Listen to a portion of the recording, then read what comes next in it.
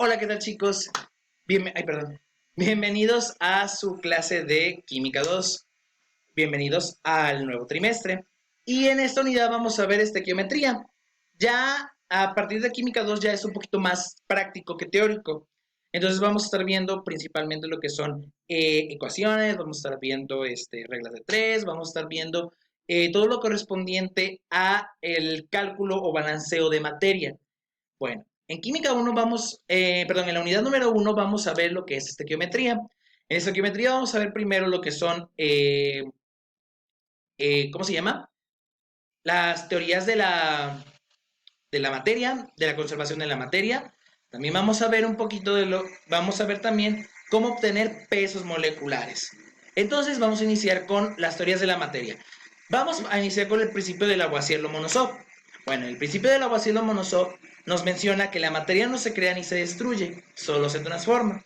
¿Qué quiere decir esto? Bueno, esto quiere decir principalmente que cuando entra un elemento o una molécula a un sistema, sea una ecuación química, sea un proceso de combustión, etcétera, lo que vamos a observar es una transformación de la materia que entra y en una posterior salida transformada de esa materia que entró. Por ejemplo, cuando nosotros quemamos papel, eh, el fuego pues va en teoría a destruir al papel, pero no es así, sino que lo va a transformar tanto en humo como en cenizas. Entonces, o por ejemplo, cuando nosotros ponemos un poco de agua a hervir y de repente se evaporó, pues no desapareció ni se destruyó, solamente se transformó a vapor de agua. Entonces, cuando por ejemplo en esta imagen podemos observar que entra metano, y dos moléculas de oxígeno, una combustión sencilla. Vamos a observar que sale dióxido de carbono y agua. Algo muy importante porque así es como se debe de observar una ecuación balanceada. Bien, nuestra segunda teoría de la conservación de la materia es la ley de las proporciones constantes. En esta ley se menciona que la cantidad que entra en cualquier reacción debe salir en proporción igual a la que entró. Bueno, en esta imagen, voy a usar un poco mi mouse. En esta imagen vamos a observar lo que es que entran 4 átomos de plomo y 4 átomos de azufre. Bueno, entran en total 8 átomos al sistema. Entonces aquí lo que vamos a observar es que la mitad de esos átomos provienen del plomo y la otra mitad pues provienen del azufre, perdón. Entonces, lo que nosotros vamos a observar es que salen de la misma proporción. Sale la mitad de los átomos de plomo y la mitad de los de azufre. Y sale como vemos en la ley de Lavoisier, entraron 4 de cada uno y salieron 4 de cada uno. Por ejemplo, aquí podemos observar que tenemos un 40% de átomos de plomo y un 70% de átomos de azufre. Bueno, si vemos los resultados, también tenemos lo mismo, 40% de átomos de plomo y 60% de átomos de azufre. Y en esta última parte lo que podemos observar es, tenemos aproximadamente un 75% de átomos de plomo y un 25% de átomos de azufre. Bueno, salió en las mismas proporciones con sus residuales correspondientes. Esto quiere decir que, digamos, si entra 20% de oxígeno y 30% de carbono y 50% de nitrógeno, esos porcentajes se van a mantener al momento de que se reaccionen, solo se van a transformar. Eso es lo que quiere decir la ley de las proporciones constantes. Bien, otra generalidad que debemos de saber este día es el número de Avogadro. ¿Qué es el número de Avogadro? Bueno, el número de Avogadro es 6.023 por 10 a la 23.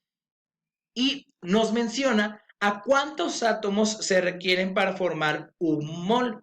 Es decir, un mol de agua va a tener esta cantidad de átomos de agua. O un mol de azufre va a tener esta cantidad de átomos de azufre. Pero ¿qué es entonces lo que cambia? Porque si todo tienes un mol, ¿qué es lo que va a cambiar entre un mol de agua y un mol de azufre? Bueno, lo que va a cambiar es cuánto va a pesar ese mol. Entonces, nosotros vamos a guiarnos en nuestra tabla periódica.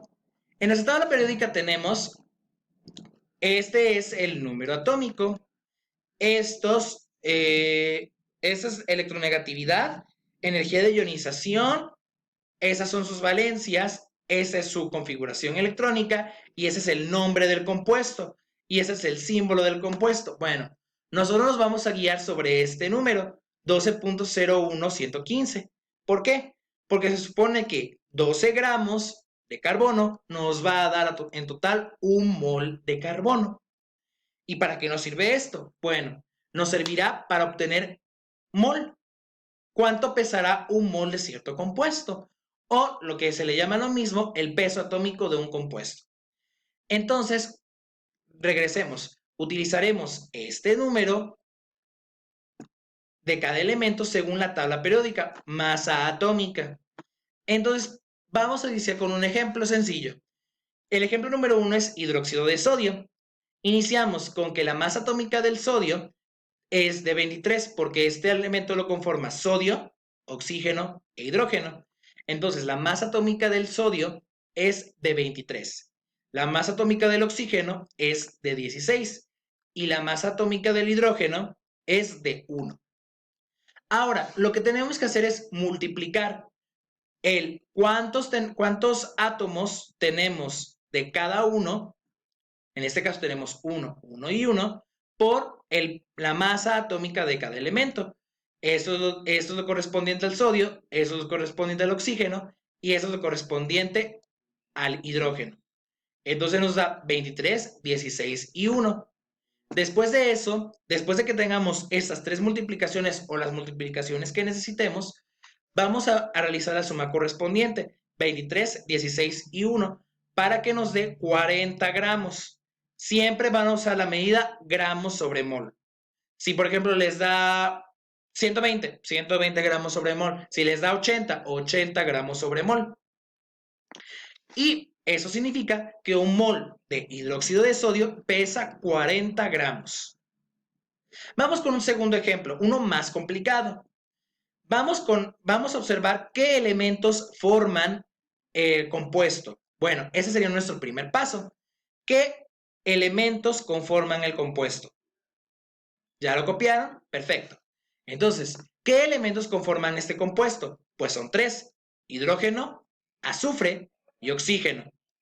Ahora vamos a iniciar con la masa atómica del hidrógeno.